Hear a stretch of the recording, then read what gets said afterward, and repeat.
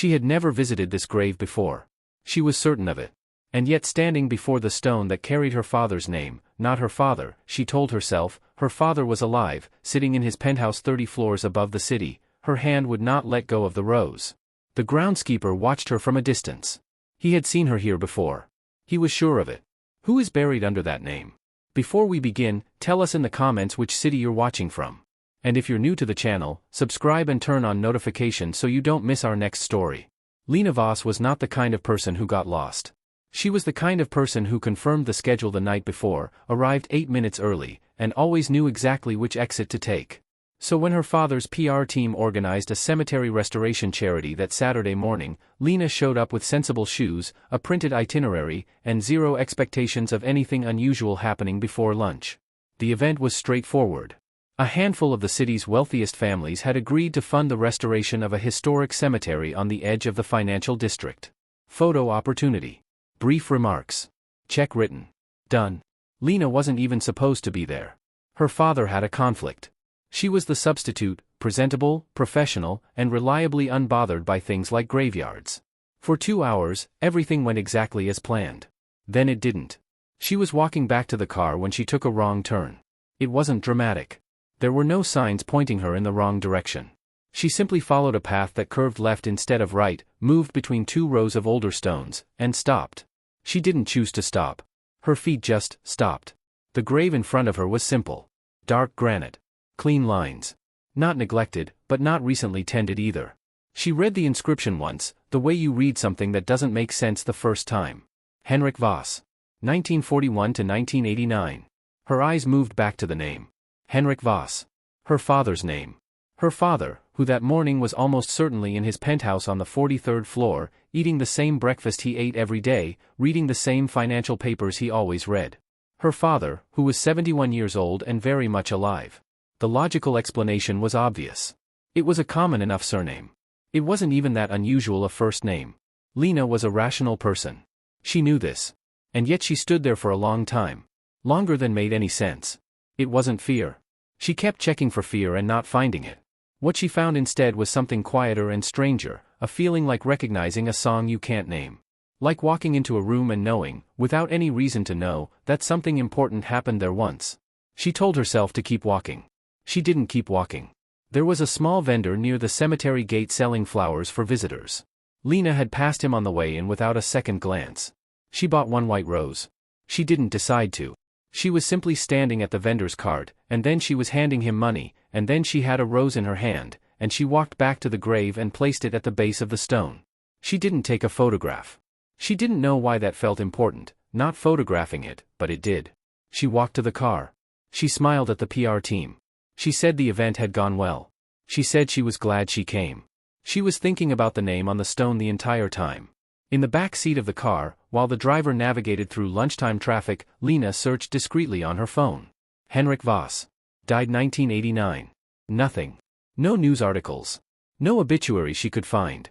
No business records, no public profile, no connection to her family or to Voss Industries in any database she had access to. For a man who shared a name with one of the country's most prominent billionaires, he had left almost no footprint at all. That, by itself, was strange. People left footprints. Even ordinary people. Even people who died in 1989 left something, a record, a mention, a name in a church register somewhere. This man left nothing. Or someone had made sure nothing remained. Lena filed that thought away before she fully understood why it bothered her. That night she told no one. Not her sister. Not her friends. Certainly not her father. There was nothing to tell, she reminded herself. She had misread a path in a cemetery, read a name on a stone, bought a flower she couldn't explain, and searched a name that returned nothing. That was the whole story. It was nothing. She fell asleep easily. The dream came an hour later. She was standing in a room she had never been in before, bare walls, wooden floors, afternoon light coming through a tall window. A man stood with his back to her. She couldn't see his face. She only knew that she had let him down somehow. That he had waited for something she never delivered. She woke up at 3 a.m. with that certainty sitting heavy in her chest. The feeling of having failed someone. She lay in the dark and tried to reason her way out of it. She couldn't. By morning it had almost faded. She was in the kitchen when her housekeeper, Marta, came in to collect the laundry. They talked about nothing, the weather, a package that had arrived. Lena was halfway through her coffee when Marta said, completely casually, the way you mention something you've thought about 100 times and assume everyone already knows. Your mother used to keep white roses in the house. Beautiful ones. Every room. Lena set down her cup. She did? Marta nodded, folding a shirt. Every week, fresh ones. For years. She paused. Then she stopped. Right around the time you were born, I think. Maybe just before. She shrugged lightly. I always thought it was just the business of having a new baby. You know how it is. She moved on to the next piece of laundry. Lena didn't move at all. The rose she had bought yesterday, the one she couldn't explain, that she had placed on a stranger's grave without understanding why, sat in her memory like something that was no longer quite a coincidence.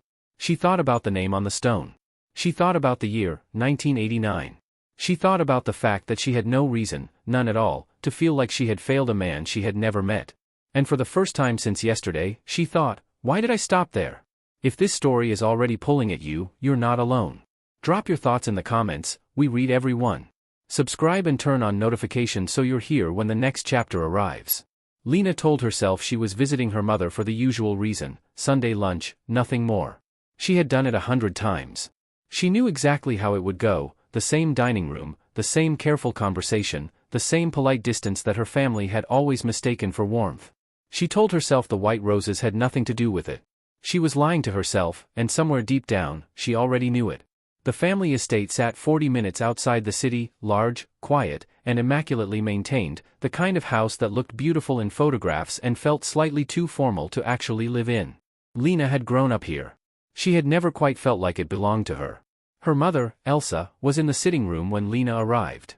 70 years old, still sharp, still composed in the particular way that had always made Lena feel like every conversation was an interview she hadn't fully prepared for.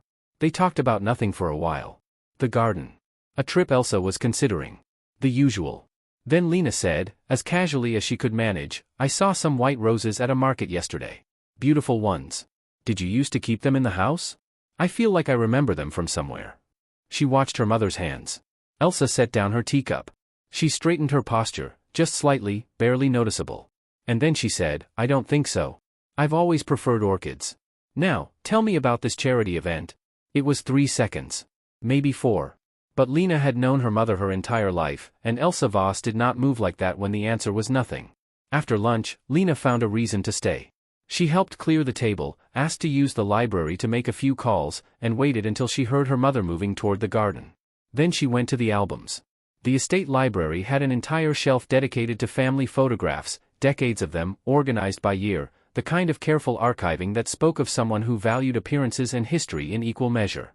Lena pulled them down one by one. The years before 1997 were immaculate. Every birthday, every holiday, every formal occasion, Clara as a baby, Clara as a child, the family at various properties around Europe. Organized, labeled, complete. Then there was a gap. 2 full years, 1988 and 1989, simply missing. Not a single photograph. Not a loose print, not a blank sleeve where something had been removed. Just nothing, as if those 2 years had never happened at all. Lena stood very still in the library, holding the 1987 album in one hand and the 1990 album in the other. 12-year-old Clara, grinning at a ski resort. Then 2 empty years. Then Clara, 14, at what appeared to be a school graduation ceremony. 2 years. Gone. She called Clara from the car on the drive back. Do you remember anything from around 1988, 1989? Lena asked. Family stuff. Anything unusual? Clara laughed a little. God, Lena, I was barely 2 years old in '88. Why? I was looking through Mom's albums. There are 2 years completely missing. A pause. Small, but there. I was at boarding school a lot back then. You know how it was. Mom and Dad had the business to deal with. I honestly barely remember that whole period. Another small laugh. Why are you looking through old albums? Just curious. You're always curious about something. Clara's voice was warm. Easy. The kind of easy that comes from practice. Lena said goodbye and sat with the silence for a moment. She had heard Clara tell that story before, boarding school, busy parents, blurry memories. It was a perfectly reasonable story. The kind of story that should have been completely forgettable. So why did it sound like something Clara had decided to remember? That evening, back in her apartment, Lena pulled up everything publicly available on Voss Industries. The official history was clean and well documented. Henrik Voss had founded the company in 1991, grown it aggressively through the 90s, and built it into what it was today. Married Elsa in 1985. Clara born in 1986. Lena born in 1997. But between 1988 and 1991, the same years missing from the photo albums, Voss Industries had essentially gone silent. No filings. No press. No recorded activity. Then in 1991, it had restarted, as if someone had simply pressed play again. A company didn't just pause for 3 years without a reason. And reasons didn't just disappear on their own. She was still at her desk when she heard her father's voice. She hadn't known he was in the building. He kept a private apartment 2 floors above hers, a detail that had never bothered her before and suddenly felt different. His door was half open. She was passing in the hallway when she heard it, his voice, low and controlled, the voice he used when he wanted to sound calm and wasn't.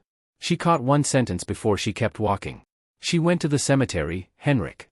A man's voice. Not her father speaking, someone speaking to her father. The family attorney, she thought, from the cadence.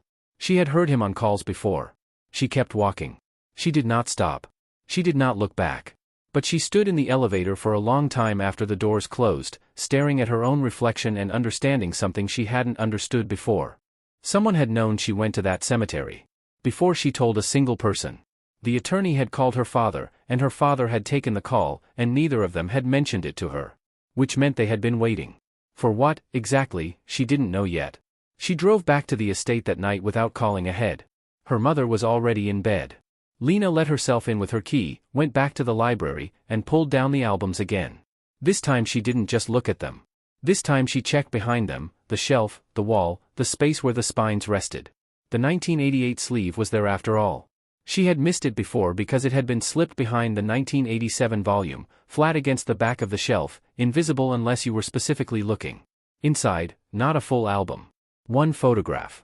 Her mother, young, 20-something, relaxed in a way Lena had never seen her, laughing at something off camera. Standing beside a man. Not Lena's father. Someone else entirely. Someone whose face was half turned away, one hand raised mid-gesture, caught in the middle of saying something that had made Elsa Voss laugh like that. Lena turned it over. On the back, in her mother's handwriting, careful, deliberate, the handwriting of someone who had thought about each letter before setting it down. H, always. 1988. Lena set the photograph on the library table.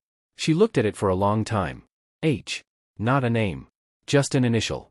One letter that could mean anything and probably meant something very specific, written by her mother in 1988 and hidden behind a shelf for over 30 years. The man's face was half turned. She couldn't see it clearly. But the way her mother was looking at him, that, she could see perfectly. Elsa Voss had never looked at Lena's father like that. Not in any photograph Lena had ever seen. Not once. If you felt something just now, you're exactly where this story wants you. Share your thoughts in the comments. Who do you think H is? Subscribe and turn on notifications so you're here when the next chapter answers the questions this one just opened. Lena had one rule for herself: don't involve anyone connected to her father. That meant no investigators her father's legal team had ever used. No researchers who moved in the same financial circles. No one who might pick up a phone and make a call before they finished reading her request. It took her 2 days to find the right person. A small firm, 3 people, no corporate clients. She drove there herself, paid in cash, and handed over a single photograph and a single initial. H, she said. That's all I have. She told herself she was probably wasting money on nothing. She didn't believe that for a second. The researcher called 4 days later. His name was Henrik Saar. Estonian-born, trained as an architect in Helsinki, relocated briefly to work with a development firm in the same city where Voss Industries had been based in the late 1980s. The overlap in geography was precise: same city, same years, same vanishing point. He had died in 1989. The same year on the grave. Lena sat very still after the call ended. The grave she had stopped at without meaning to. The rose she had placed without understanding why. The name carved in dark granite, Henrik Voss, which she now understood had never been her father's name at all. Someone had buried this man under a name that wasn't his. Or she was reading into coincidence. That was still possible. She told herself it was still possible. She drove to the cemetery anyway. This time she brought no rose. She stood in front of the stone and read it properly, the way she hadn't let herself read it the first time. Henrik Saar. Beloved. Gone too soon. No family listed beneath. No surviving relatives carved anywhere on the stone. Just a name, 2 dates, and 2 words that raised a question nobody had answered: beloved by whom? 34 years old when he died. 34. Younger than Lena was now. She thought about the photograph, her mother's face turned toward him, unguarded in a way Lena had never seen in any family portrait. Whatever this man had been to Elsa, he had been real. He had mattered. And then he was gone at 34, buried under someone else's name, with no family on the stone and no trace left anywhere that Lena could find. Someone had made sure of that, she thought. Then she pushed the thought aside, because she wasn't ready for where it pointed yet. That same week, her father hosted a Voss Industries board dinner at the family's private dining room downtown. Lena had been invited weeks before any of this started. She almost cancelled. She went instead. Henrik Voss at the head of a table was a specific kind of performance, charming, in complete control, the kind of man who made everyone in the room feel slightly more important for being included. He told 2 stories Lena had heard before. Both times, the table laughed right on cue. She watched him all evening. She was looking for something she couldn't name. Some crack in the surface. Some sign that the man sitting at that table had anything to do with the stone in that cemetery or the 2 missing years in her mother's albums. She found nothing. He was exactly what he had always been, her father, powerful, present, and completely unreadable. That, she was starting to understand, was its own kind of answer. Clara was at the dinner too, with her husband and their youngest, a 5-year-old named Theo who should have been in bed 2 hours earlier but had been allowed to stay because he'd asked nicely and Clara could never say no to him twice. Theo spent most of the dinner wandering between chairs. At some point he arrived at Lena's side, climbed onto her lap without asking, and made himself comfortable with the complete confidence of someone who has never once doubted his welcome. Lena let him stay. They sat quietly for a moment, watching the table. Then Theo looked up at her with the serious expression children wear when they've decided something is important. "Mama says you have sad eyes today," he said. Lena blinked. "Does she?" He nodded. Waited. Then, "Do you miss somebody?" She opened her mouth to give the easy answer, the "no, I'm fine," the "I'm just tired," and found that it wouldn't come. She didn't have an answer. Not because the question was complicated. Because it wasn't. She pulled him a little closer and said nothing, and Theo, satisfied, turned back to watch the table, already moving on to something else entirely. Lena stayed very still. "Do you miss somebody?" She didn't even know his face clearly. She had one blurry photograph and a grave she'd stopped at by accident. She had no reason to miss Henrik Saar. She had never met him. He had been dead for almost 40 years. And yet, the researcher's final message arrived after midnight, when she was already home. She almost waited until morning. She didn't. It was an immigration file. Henrik Saar's entry documentation from 1988, the year he had come to the city, the year her mother's albums went blank, the year someone had written H, always on the back of a photograph and hidden it behind a shelf. Standard form. Address. Occupation. Purpose of visit. And at the bottom, in the field marked emergency contact. Elsa Voss. Her married name. The name she had carried since 1985, 3 years before this file was ever filed. Lena read it twice. Then a third time. Henrik Saar had arrived in the city in 1988 with one name in the emergency contact field. Not a colleague. Not a family member. Not a friend from home. A married woman. A woman who kept white roses in every room of her house until the year her youngest daughter was born. Lena set her phone face down on the table and sat in the dark for a long time. The question wasn't who H was anymore. The question was what Elsa Voss had been to him, and what, exactly, had ended in 1989. If you have a theory, we want to hear it, drop it in the comments below. Subscribe and turn on notifications so you don't have to wait to find out if you're right. Lena requested the marriage records on a Tuesday, under the cover of estate planning paperwork she had no real intention of filing. It was a thin excuse, the kind her father's legal team would see through in 30 seconds if they ever looked. But they weren't looking. Not at paperwork. Not yet. The records arrived 2 days later. She read them at her kitchen table, early in the morning, before the city outside her window had properly woken up. She almost missed it. The dates were buried inside standard legal language, the kind designed to be read quickly and forgotten. But Lena read slowly, and on the 3rd page she stopped. A legal separation. Filed in March 1988. Quietly reversed in September of the same year. 6 months apart. Never made public.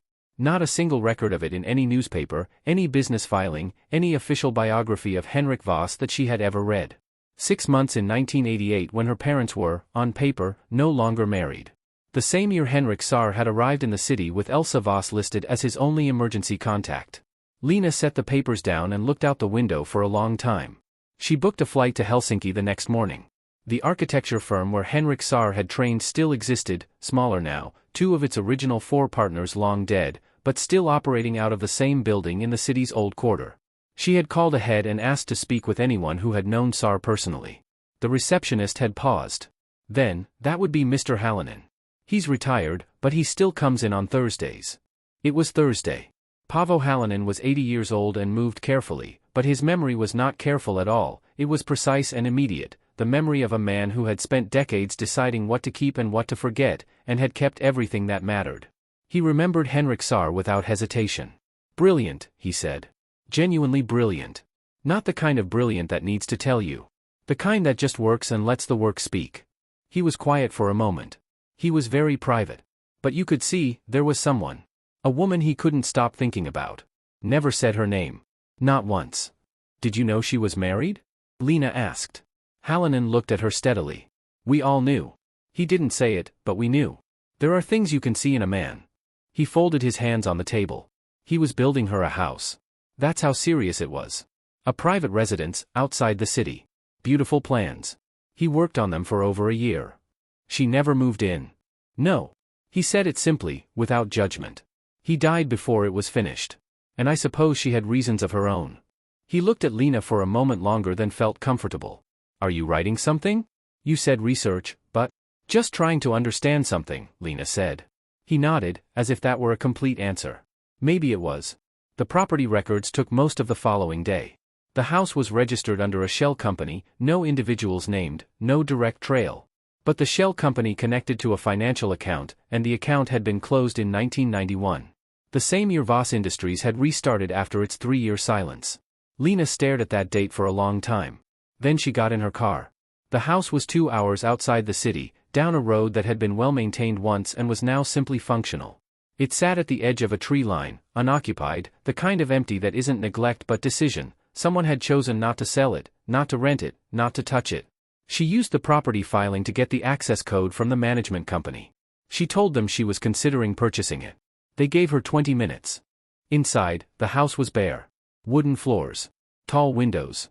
The architecture was careful and generous, rooms that made sense, light that came from the right directions. She walked through it slowly, understanding for the first time what Hallinan had meant. You could feel the thought behind it. Someone had planned this house the way you plan something for a person you love, not for the idea of a person, but for the specific, real person, the one who stands a certain way in morning light. She stopped in the main room. On the windowsill, under a layer of dust so thick it had become its own surface, a single dried rose. White, once. Now the color of old paper, fragile as anything left too long without water or care. Her phone buzzed. Her father's name on the screen. She watched it ring. 5 times. 6. She did not move. She did not answer. When it stopped, she stood in the silence of that house and understood that whatever she was going to find, she would find it alone. There was no version of this where she called her father back and he explained it simply and it made sense and the world went back to being what it was last month. That version was gone. She was about to leave when she noticed the papers. A manila folder, tucked behind a baseboard panel that had come slightly loose from the wall, not hidden deliberately, she thought, just left and forgotten when everything else was abandoned. She pulled it free. Architectural drawings. Henrik Saar's handwriting in the margins, small and neat. Floor plan after floor plan of the house she was standing in. She turned to the last page. A room she hadn't seen in her walkthrough, small, separate, positioned to catch the eastern light. The drawing was labeled in the same neat handwriting. Nursery. At the bottom of the page, a date. March 1989. Lena read it twice. Then she did the math, the way you do when you already know the answer but need to make your hands do the work anyway. March 1989. 2 months before Henrik Saar died. 8 years before Lena was born. She stood in that unfinished house, holding a floor plan for a room that had never been built, for a child that, as far as anyone's official records said, had never existed. And for the first time since this started, she wasn't just asking who Henrik Saar was. She was asking why someone had drawn that room. And whose child they had been drawing it for. This story keeps asking the right questions at the wrong time, and that's exactly what makes it impossible to stop. Leave your thoughts in the comments, subscribe, and turn on notifications so you're here when the next chapter arrives. Lena drove to the estate on a Wednesday morning with a folder on the passenger seat and no plan for what she was going to say. She had the photograph. The immigration file. The separation papers. The property records for a house built by a man who died before it was finished, for a woman who never moved in. She had a nursery floor plan dated March 1989 and a dried white rose on a windowsill that nobody had touched in decades. She had enough. She knew she had enough. She just didn't know yet what enough was going to cost her. Elsa was in the sitting room when Lena arrived. The same chair, the same composure, the same cup of tea held in both hands the way she always held it when she was deciding something. Lena sat across from her and laid everything on the table between them. One item at a time. The photograph first. Then the immigration file, open to the emergency contact field. Then the separation filing. Then the property records. She didn't say anything. She let the document speak. Elsa looked at each one. She didn't touch them. She didn't flinch, and she didn't explain, and she didn't change the subject. She simply looked, the way someone looks at something they have been expecting to see for a very long time. When Lena was finished, Elsa set down her teacup. Very carefully. Very precisely. And then she said, "All right." She didn't perform it. That was the thing that stayed with Lena longest afterward. There was no performance. No tears at the ready, no careful speech. Just a woman who had carried something for 30 years finally setting it down because someone had found it anyway. She loved him. She said it plainly. Henrik Saar. She had met him in the spring of 1988, during the 6 months she and Henrik Voss were legally separated. She had not gone looking for it. These things rarely announce themselves. She had planned to leave. Had actually planned it, the conversation with her lawyer, the timeline, what Clara would need, where she would go. All of it mapped out in her head during those 6 months. Then, in early 1989, she found out she was pregnant. He never knew, Elsa said. Her voice didn't break. It just went quiet. I found out on a Tuesday. I was going to tell him that weekend. He died on a Thursday. Cardiac arrest. 34 years old.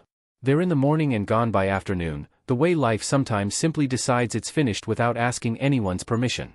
She had gone back to Henrik Voss. Told him everything. The affair, the pregnancy, all of it. And he forgave you, Lena said. It wasn't a question. Elsa looked at her for a moment. He accepted it, she said. I'm not sure it's the same thing. The distinction landed quietly between them. Henrik Voss had agreed to raise the child as his own. Elsa had agreed to stay. The separation was reversed. Voss Industries was restarted in 1991. Life moved forward the way life does when people decide that moving forward is the only available option. And in April 1997, Lena was born. The implication settled over Lena slowly, the way cold settles, not all at once, but gradually, until you realize you've been shivering for a while without noticing. The grave in the cemetery. Henrik Saar. Beloved. Gone too soon. The rose she had placed there without knowing why. The dream about a man she had never met and the feeling of having failed him. She hadn't failed him. She had simply never known him. And he had never known she existed. Her real father. She drove home in silence. She didn't call anyone. She sat in her apartment that evening and looked at the wall and felt the shape of a life she had never been told about, a man who had drawn nursery plans in March 1989, who had been building a house for a woman he loved, who had died on a Thursday before he could hear the most important news of his life. She didn't cry. She didn't know what she felt. It was too large for any one emotion. 3 days passed. She didn't answer most of her calls. On the 4th morning she drove to the cemetery. This time she bought roses at the gate, several, white, fresh, and she placed them at the base of the stone and stayed for 2 hours. She didn't speak. She didn't pray. She just stood there in the quiet, learning what it felt like to grieve someone she had never met and somehow always known was missing.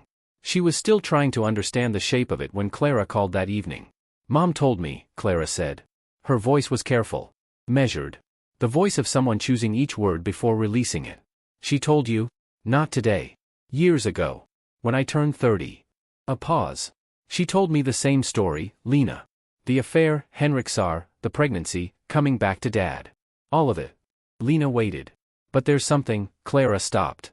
Started again. She told me something slightly different. About the timeline. What do you mean? Another pause. Longer this time. The kind of pause that means someone is deciding whether to keep going, and has already decided, and is just giving themselves one last moment before everything changes. When she told me, Clara said quietly, she said the pregnancy happened after Saar died. Not before. Lena didn't speak. She said you were born 8 years later, Lena. Saar died in May 1989. If she was already pregnant when he died, if she found out on a Tuesday and he died that Thursday, then the pregnancy would have been from early 1989 at the latest. You were born in April 1997. That's 8 years. The silence between them stretched out. The timeline Mom gave you, Clara said, is impossible. Lena stood very still in the middle of her apartment, holding the phone, surrounded by the quiet of a life she had been so certain. 3 days ago, she finally understood. She had been so sure. She had sat across from her mother and watched the truth come out and felt the relief of it, the terrible, heartbreaking relief of a mystery finally answered. She had believed every word. And now her sister was telling her that the story her mother had just told her, the story Lena had already begun to grieve, couldn't be true. If you felt that, you're exactly where this story needs you to be. Leave your theory in the comments. We want to know what you think is really happening. Subscribe and turn on notifications so you're here when the next chapter pulls the ground out from under you again. Lena pulled her own birth certificate the morning after Clara's call. She had never had a reason to look at it before. You don't, usually. It's just a document, proof of a fact you never doubted.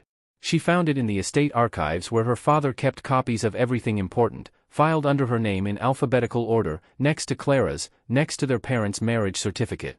She opened it at the kitchen table with her coffee still hot beside her. Lena Voss. Born April 14, 1997. She wrote the date on a piece of paper.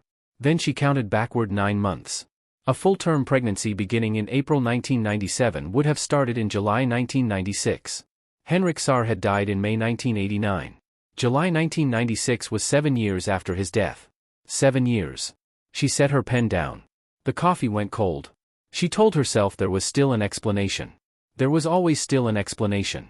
She had been wrong before, she had been certain before, and wrong, and she was not going to collapse a theory on arithmetic alone. She called the hospital where she was born and requested her original medical records. She said she needed them for a specialist. The records arrived by secure courier 3 days later, 2 folders, surprisingly thick, the kind of documentation a private hospital generates when the patient is the daughter of a man who pays for the best of everything. She read them carefully. Page by page. Normal full-term delivery. No complications. No irregularities in the birth record. Everything exactly as it should be. She was almost at the end of the second folder when she found it. A single page, clipped to the back. A note from the attending physician, someone named Dr. Antti Mäkinen, retired now, possibly dead, she didn't know. The note was written in the careful language of someone flagging something they couldn't fully explain and didn't want to ignore entirely. Blood type discrepancy noted at delivery. Infant, O negative. Mother on file, A positive. Father on file, B positive. Flagged for follow-up. No follow-up recorded. Lena read it twice. Then she looked up blood type inheritance on her phone, even though she already knew. She just needed to see it written somewhere else, by someone who had no connection to her family. 2 parents with A and B blood types could not produce an O-negative child. It was biology. It didn't negotiate. It didn't make exceptions for complicated family histories or well-maintained archives or stories that had already been grieved and accepted. Dr. Mäkinen had flagged it in 1997. Nobody had followed up. The note had been filed, and forgotten, and Lena had been raised as Henrik Voss's daughter for 26 years without anyone ever pulling that piece of paper back out. Until now. She sat with the biology for a long time, because the biology didn't just disprove her father's paternity. She had Henrik Saar's records from the immigration files and the Helsinki firm. She pulled up his documented blood type from the physical she'd obtained through the researcher. A positive. Henrik Saar was A positive. Her mother was A positive. An A-positive father and an A-positive mother could not produce an O-negative daughter either. Henrik Saar was not her father.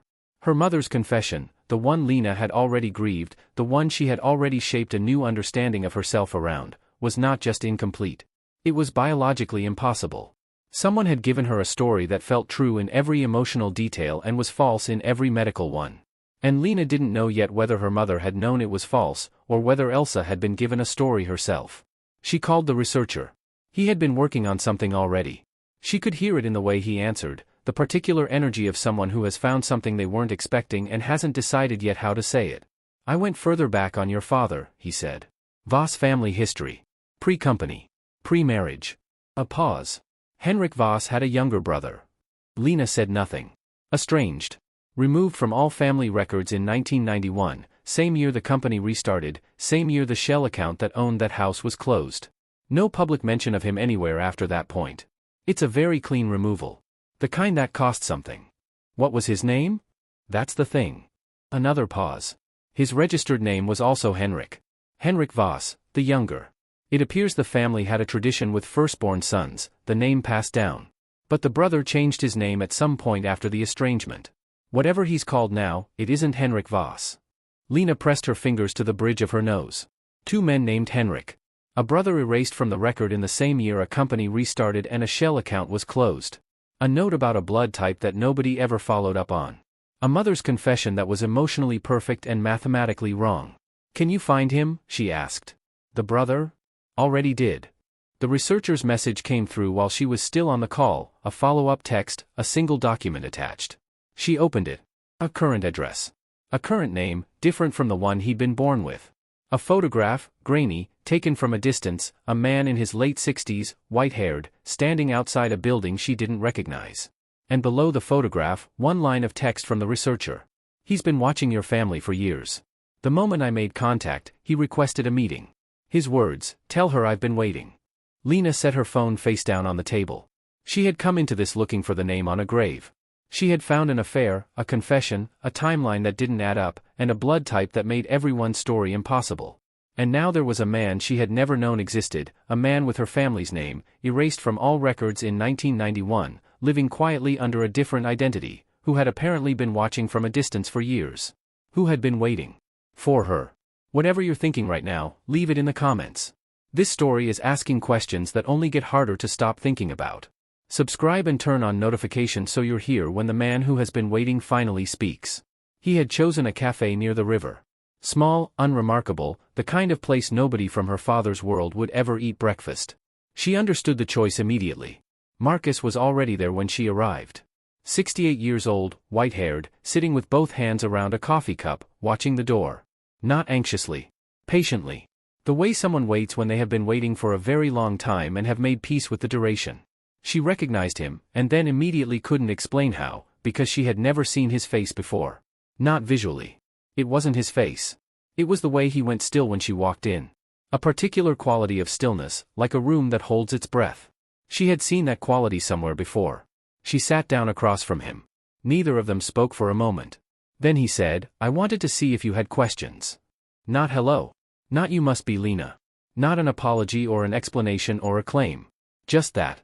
An open door with no frame around it, no pressure in either direction. She thought, this man has been rehearsing this meeting for years. She said, I have nothing but questions. He nodded once, as if that were exactly what he expected. Then asked them. He told her about 1989 the way you describe a building after it collapses, not with drama, but with the flat precision of someone who has walked the rubble so many times it has become familiar.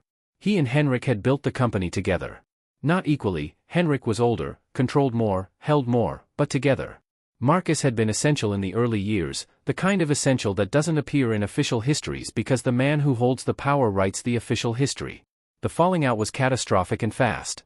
A disagreement that started over the company's direction and became something else entirely, something personal and irreversible, the kind of argument that reveals what people actually think of each other when they stop being careful. He removed me, Marcus said simply. Paid me to leave and stay gone. I signed documents. What kind of documents? The comprehensive kind. The kind Henrik Voss has his lawyers write when he wants something done permanently. He wrapped both hands around his cup again. I took the money. I won't pretend I didn't. I was 33 years old and I was tired of fighting someone who was always going to win. He said it without self-pity, which made it worse somehow. You changed your name, Lena said. The settlement required it. No public connection to Voss Industries. No contact with the family. No interference. A pause. I became someone else. It's not as dramatic as it sounds, after a while. You just become the new name. She let the silence sit for a moment. Then, before the split. You said there was a relationship. Marcus looked at his coffee. You said it was ended as a condition of your exit. Yes. Who was she? He didn't answer. He reached into the inside pocket of his jacket and placed a document on the table between them. A folded sheaf of papers, worn at the creases, not worn from recent handling, but from years of it. From being taken out and put back many times over many years. The exit settlement. October 1989. She recognized the Voss Industries letterhead even before she read the title. One clause was highlighted in yellow, old and slightly faded now, highlighted long ago by someone who wanted to be able to find it again quickly. She read it. She read it twice. The language was legal and deliberate and very clear. Marcus agreed to make no contact with any individual connected to the named relationship, including but not limited to any child that may result therefrom, for a period of no less than 30 years, with financial penalties for any violation. Any child that may result. She looked up from the paper. This was signed in October 1989, she said. Yes. I wasn't born until April 1997. 7 years later. Marcus said nothing. But the clause is written as if a child was already possible. Already anticipated. She kept her voice level. Careful. Someone knew, when this was written, that there might be a child. Still nothing. He held her gaze, and his expression was the most painful kind, not evasive, not guilty, but simply willing to let her arrive wherever she was going to arrive without pushing her there. Henrik knew, she said. When he wrote this settlement, he already knew about the possibility of a child. Marcus set down his cup very slowly. The relationship, Lena said. It was my mother. He didn't answer. But his hands, which had been perfectly steady through the entire conversation, went very still on the table in a way that was different from his earlier stillness. He did not deny it. She sat with that for a long moment. The cafe moved around them, a barista calling an order, someone laughing near the window, the ordinary sounds of a Wednesday morning, and none of it touched the silence at their table at all. Marcus had been in a relationship with Elsa. Her father had found out. He had removed his own brother from the company, from the family, from the record, and as part of the price of that removal, he had added a clause about a child that might not yet exist. A clause written in 1989. For a child born in 1997. Which meant Henrik Voss had not been surprised by Lena's existence. He had planned for it. She looked down at the settlement again. At the highlighted clause. At the date, October 1989. Then she looked up at Marcus, this quiet man who had lived under a different name for 35 years, who had chosen a cafe by the river where nobody from her world would see them, who had said I wanted to see if you had questions instead of anything else, and she understood something that made the whole shape of her life rearrange itself in one single moment. He hadn't disappeared because he wanted to. He had disappeared because someone made sure the clause would cost him everything if he didn't. And for 35 years, he had stayed gone. And she had grown up, and the document had sat in someone's file with one clause highlighted in yellow, and nobody had ever shown it to her. Until now. Whatever you feel right now, leave it in the comments. We read every one. Subscribe and turn on notifications so you're here when the final truth comes all the way to the surface. Henrik Voss's study was on the top floor of the penthouse, facing east. Floor-to-ceiling windows. The city below looked small from up there, organized, manageable, the kind of view that reminded you who decided things. He was sitting behind his desk when she arrived. Not standing, not pacing, sitting, with his hands folded on the surface in front of him and nothing else. No papers. No open files. Just a man who had cleared his desk and was waiting. He had known she was coming. Of course he had. Lena, he said. Not sit down. Not I can explain. Just her name, in the voice he used when he had already calculated the conversation and was ready to move through it. She sat across from him and said, I know about Marcus. He nodded once. That was all. He didn't perform innocence. She had half expected him to. Her father was extraordinarily good at appearing reasonable, but he didn't. He sat with the same stillness he always had, and he confirmed it the way you confirm something that was never really a secret, just something nobody had asked about directly until now. Elsa had been involved with Marcus. Not Henrik Saar. Saar was a story, a convenient one, because Saar was dead and dead men don't make phone calls or file legal challenges or show up at board meetings. You could build a story around a dead man and it would stay exactly where you put it. You invented him, Lena said. As a cover. The basic facts of Saar were real. He existed. He knew your mother, briefly. The rest was useful embellishment. Useful embellishment. She looked at him across the desk and understood for the first time that she had spent her entire life watching this man and never fully seen him. When did you know about the pregnancy? He was quiet for a moment. Not hesitating, measuring. Before your mother did, he said. The room seemed to shift slightly, the way it does when something you thought was solid turns out to be standing on nothing. Before Elsa knew. He had accessed her medical records, through a private physician, through legal channels he controlled, through the same quiet machinery he used to control everything else in his life. He had known about the pregnancy before Elsa had processed the result herself. And then he had made a decision. Not with her. For her. For all of them. Unilaterally, the way Henrik Voss made every decision that mattered. He had paid Marcus to disappear, built the exit settlement around a clause that anticipated a child, falsified the family records, adjusted the official birth documentation through lawyers who understood that their continued employment depended on their discretion.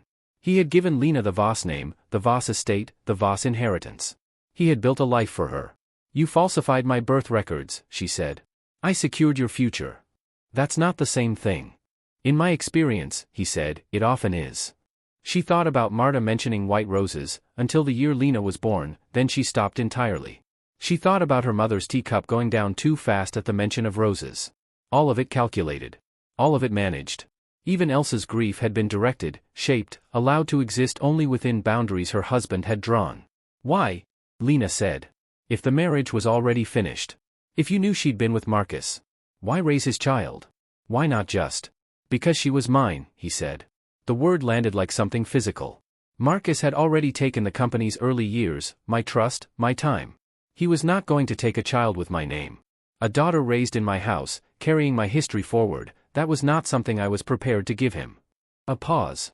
"And you were going to need protection. I provided it." Lena looked at him for a long time. At the desk he had cleared before she arrived, because he had known she was coming and wanted to appear prepared rather than caught. At the hands folded in front of him with complete control. At the face she had looked at for 26 years and called her father's face. She asked the question she had been carrying since the cafe by the river. "Did you ever love me?" Henrik Voss was quiet. Not uncomfortable quiet. Not guilty quiet. The quiet of a man genuinely considering a question he had apparently never asked himself in precisely those terms. The silence stretched long enough that it became its own answer. "Then, I made you safe." He said it simply. Without apology. As if it were the most complete response available, and he had examined the question fully and found nothing beyond it worth offering. Lena stood up. She walked out of the study, through the penthouse, into the elevator. She pressed the lobby button. The doors closed. She was 3 floors down before she realized she was crying. Not because of what he said. She understood, standing in that elevator with the city dropping away below her, that what made it unbearable was not the coldness of the answer. It was that for Henrik Voss, "I made you safe" was love. That was the full extent of what he had. That was the real thing, offered without decoration. He had given her everything he was capable of giving. And it had never been enough. And he would never understand why. The elevator opened into the lobby and she walked through it and out into the street, and the cold air hit her face and she kept walking because stopping felt impossible. Marcus was there. He was standing 20 meters from the building entrance, hands in his coat pockets, watching for her. He had known she would come here. He had waited. She stopped in front of him and didn't speak. There was nothing left in her for careful words. He reached into his coat and took out a document she hadn't seen before. Different from the settlement. Smaller. Older looking. "I didn't show you this at the cafe," he said. "I wasn't sure you were ready." He held it out. "Before you decide what to do with any of this, before you decide anything at all." He waited until she took it. "You should know what your mother actually signed. This is the chapter people don't recover from easily, and we don't think you should have to go through it alone. Tell us how you're feeling in the comments. Subscribe and turn on notifications so you're here when we find out what Elsa's signature means." Lena read the document standing on the pavement outside her father's building, with Marcus beside her and the city moving past them like nothing had happened. It wasn't a legal agreement. That was the first thing she noticed. No official letterhead. No lawyer's signature. Just 2 pages of her mother's handwriting, careful, deliberate, every letter formed the way Elsa formed every letter, as if permanence mattered even in private things. A letter. Written to Henrik Voss in October 1989. The same month as the exit settlement. The same month Marcus had been paid to disappear. She read it once quickly. Then she stood very still and read it again. Elsa had known about the exit settlement before it was signed. Not after. Not as a consequence. Before. She had known what Henrik was building, the clause, the conditions, the erasure of his brother, and she had seen it coming and she had moved. The letter was an offer. Point by point, in her mother's precise handwriting, laid out with the clarity of someone who had thought through every angle and arrived at her terms. Elsa would stay. She would remain in the marriage, publicly and completely. She would raise the child as a Voss, with the Voss name and the Voss history, no questions asked. She would help construct whatever cover story Henrik required, whatever version of events he preferred to have on record. In exchange, a financial trust, established immediately, in Lena's name alone. Irrevocable. Untouchable by Henrik, by the company, by any legal instrument he might later attempt. Full control to pass to Lena upon terms Elsa herself would set. And Henrik had agreed. Because Henrik Voss, who controlled everything, had looked at his wife's letter and understood that she had found the one thing he couldn't afford to refuse, and she had asked for exactly that thing, and nothing less. Lena lowered the pages. She thought about her father in his study an hour ago. I made you safe. The answer he had offered as love. He had believed that. He had genuinely believed the safety was his to give. He hadn't understood, had perhaps never understood, that Elsa had already built the safety herself, around Lena, before Lena was born. Had built it out of the same materials Henrik used to build everything: calculation, patience, and the willingness to make a decision and live inside it. The two of them had been playing the same game from opposite sides of the same table. And Elsa had never told him she knew the rules. Lena handed the letter back to Marcus. He took it carefully, the way you handle something old. She didn't ask him any questions. She got in her car. She drove 40 minutes out of the city without music, without calls, watching the road go from dense to quiet to open. She didn't knock when she arrived at the estate. She used her key. Elsa was in the garden. Sitting in the chair she always used in the afternoons, facing the rose beds, which, Lena now noticed, were planted entirely in white. Had always been planted in white. She had grown up in this garden and never thought to ask why her mother chose that color. Elsa looked up when Lena came through the gate. She didn't look startled. She didn't reach for an explanation or arrange her face into anything prepared. She just looked at her daughter and waited. Lena sat down in the chair beside her. The garden was quiet. Some bird somewhere. The distant sound of a lawnmower on a neighboring property. She held the trust documentation that Marcus had also handed her, a copy, for her, that he had apparently been carrying for years. Was any of it real? Lena asked.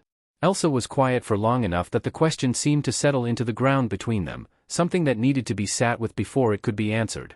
Then, the part where I would have burned everything down before I let either of them touch your future, she didn't look away. That was real. Not I love you. Not I'm sorry. Not an explanation of the choices or a defense of the years. Just that. The one true thing, offered without decoration. And Lena, who had spent weeks asking who her father was and unraveling document after document looking for the answer, Lena understood, sitting in that garden, that she had been asking the wrong question the entire time. The question was never about her father. It was about who had protected her. And from what? And at what cost to themselves. Her mother had sat across a table from Henrik Voss in October 1989, pregnant, without allies, in a marriage that had become a structure rather than a feeling, and she had negotiated. She had found the leverage and she had used it with precision, and she had walked away with something Henrik could never undo. Not for herself. For a child who didn't exist yet and wouldn't exist for 7 more years. Lena set the trust documentation on her knee. She didn't speak. Elsa didn't speak. The garden held them both in the particular silence of things that have been said and received and don't need to be repeated. After a while, Elsa reached over and placed her hand over Lena's, very briefly, the way she had done when Lena was small, a gesture so old it lived in muscle memory. Then she took her hand back and looked at the roses again. That evening, alone in her apartment, Lena went through the trust documentation properly. The account had been in her name since 1989. Established before her birth, structured to be unreachable, grown for 26 years without interference. The total figure was larger than she had expected, larger than she could fully absorb in one sitting. She read through the original filing terms. Elsa's conditions, precisely worded, legally bound.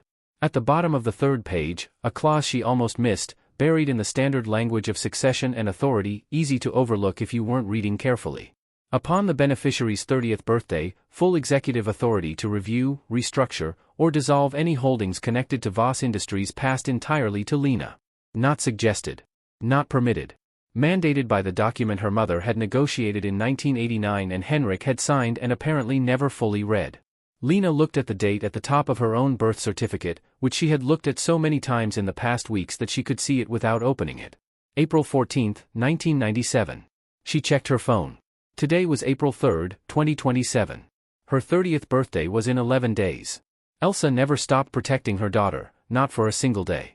Tell us what you felt in the comments, and subscribe with notifications on so you're here for the final chapter. Lena woke up on the morning of April 14 the same way she woke up every morning, quietly, without alarm, in the apartment she had lived in for 4 years and understood completely. 30 years old today. She lay still for a moment and took inventory of herself. What she felt. What she didn't. She had expected this morning to feel like something dramatic, like a door, or a verdict. Instead it felt like a room she had been standing in for weeks, finally with the light on. She got up. Made coffee. Sat at the kitchen table with the trust documentation open in front of her and the city pale and early outside the window. Then she made her first decision. She didn't call anyone. She didn't send a notice in advance. She simply had her lawyer file the restructuring paperwork at 9 o'clock, the moment the trust authority transferred to her name, which it did automatically, exactly as her mother had arranged in October 1989 before Lena existed. She did not dismantle Voss Industries. That had never been the point. The company was real: employees, contracts, obligations, thousands of people whose lives were tangled up in it in ways that had nothing to do with Henrik Voss's choices or her own origins. You didn't burn something down because the man who built it had built it badly. What she did instead was precise. She restructured the board. She removed her father's permanent veto, the clause he had installed quietly 20 years ago that allowed him to override any board decision unilaterally, which almost nobody outside the inner circle had known about. She installed a governance council with independent members and a mandate that required actual accountability. And she left one seat open. An outside seat, unassigned. She would decide later what to do with it. For now, leaving it open felt honest. She visited her father at 11. Henrik Voss received her in the same study, at the same desk, in the same posture as before, but something was different this time. She understood what it was before she sat down. He already knew. He had received the filing notification the same moment she sent it, and he had had 2 hours to sit with it, and he was sitting with it now. He looked, she thought, like a man who had finally put down something very heavy and was still deciding whether to feel relieved or emptied. She placed a document on the desk in front of him. His brother's exit settlement, not the original, but an amended version. Her amendments, on her authority, as of this morning. Marcus can come back, she said. His name can come back. Whatever you erased in 1991, I've reversed. The legal conditions are lifted. Henrik looked at the document. He didn't touch it. He doesn't want the company, Lena said. He's not here for that. He just wants to not be invisible anymore. A long silence. What you bought in 1989, she said quietly, I've refunded. She didn't say it with anger. There was no heat left in it. Just a fact, stated clearly, the way you state a fact when you have moved through the emotion of it and arrived at the other side. Her father looked at the amended document for a moment longer. Then he looked at her, and something crossed his face that she had never seen there before. Not guilt exactly. Not regret. Something older and harder to name, the expression of a man who has spent his whole life being certain and is encountering, perhaps for the first time, the cost of that certainty. He didn't speak. She didn't need him to. She picked up her bag and she left. She met Marcus at the same cafe by the river that afternoon. Same table. Same 2 cups of coffee. This time they stayed for an hour and a half. They didn't talk about the company or the documents or the legal machinery she had set in motion that morning. They talked about smaller things, where he had lived over the years, what he had done with the time, the cities he had moved through under a name that wasn't his. He asked about her, too. What she had studied. What she had built for herself, separate from the family. He listened the way people listen when they're aware they missed a very long time and are trying to take in as much as they can without pressing. She did not call him father. He did not ask her to. At one point, near the end, she almost said something about what they were to each other, some word for it, some title that covered the distance between stranger and family, and then decided against it. There was no word that fit yet. Maybe there would be one eventually. He walked her to her car. Same time next week, he said. It wasn't a demand. Just an offer, held out lightly, with room to say no. Yes, she said. That was enough for both of them. She arrived at the estate in the late afternoon. Elsa was in the sitting room, the same chair, same tea, same quality of stillness that Lena now understood was not coldness but the specific posture of a woman who has held something difficult for a very long time and learned not to let it show. What did you decide? Elsa asked. Lena sat down across from her. She thought about the board restructuring, the amended settlement, the open seat on the governance council. She thought about a cafe by the river and a conversation that had lasted an hour and a half without titles. I kept the name, she said. Not because of him. She looked at her mother. Because of what you built under it. Elsa put down her teacup. She did not change the subject. She did not reach for a more comfortable response or redirect toward something easier. She simply sat with what her daughter had said, and her eyes were very bright for a moment, and then she picked up her tea again and looked out at the garden. Between them, for the first time in Lena's life, there was silence that didn't need to be filled. The birthday dinner was at Clara's house that evening. Simple, warm, the kind of dinner that doesn't perform itself, Clara's cooking, her husband's terrible jokes, the particular chaos of a family that has known each other long enough to be comfortable in the middle of things. Theo found Lena near the end of the evening, while the adults were still at the table. He climbed up next to her the way he always did, without asking, and sat with her for a while watching the room. Then he tugged her sleeve, very gently. "Are you still sad?" he asked. Lena looked at him.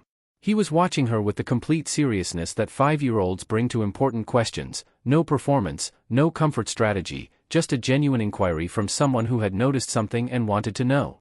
She thought about it honestly. "A little," she said. "But in a different place now." Theo considered this for a moment.